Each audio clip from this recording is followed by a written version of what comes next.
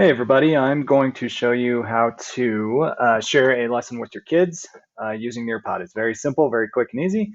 So the first thing you need to do is you do need to log in to your Nearpod platform. Don't forget to log in using your Google credentials.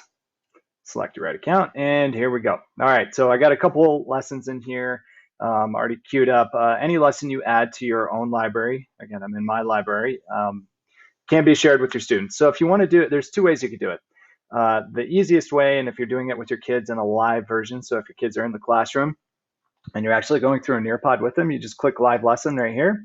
And what will happen is the lesson will load and it will kick out this code. All you have to do is direct your kids to go to nearpod.com and enter in this code, and you'll be able to enter it into a little bar at the top of their screen right here where I'm kind of circling. So it'll be a tiny little bar. It says enter code when you go to nearpod.com, and you're off and running. You could also push it out via email right here. You could copy and paste the link and push it out that way. You could also push it out through Google Classroom. And the great thing about this is if a student comes in late, the code will always be up here in the top left-hand corner of the browser. So kids will always have access to that. So, Paul comes in late, you just tell him to go to nearpod.com, enter in that code, and you continue on with your lesson.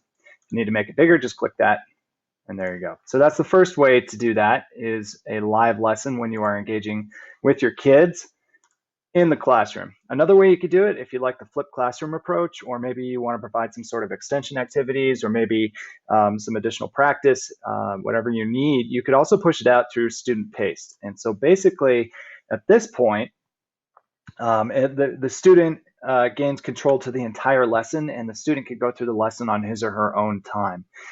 So you could change the access to this. You'll see it defaults to 29 days remaining, 30 days. You could change that so kids could have access to this lesson as long or as short as you would like.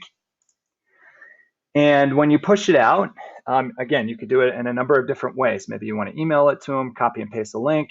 I know a lot of teachers really use the Google Classroom feature, so that is a great way to approach the flipped classroom model by pushing it out to Google Classroom, maybe a couple slides and a quick quiz for kids to do in maybe 10 or 15 minutes, just for purposes of gaining some of that background knowledge before the lesson, or just checking to make sure that they're actually doing their homework. However you want to do it, it's up to you. So again, you could push this out, and even for those students who are absent, it's a great way to provide that content that you created in your Nearpod lesson in a way that's accessible to them. So two ways to share that lesson, the live lesson right there, student paste right there. If you have any questions about that, you could get a hold of me, Paul_Whitaker at engschools.net. Have an excellent day.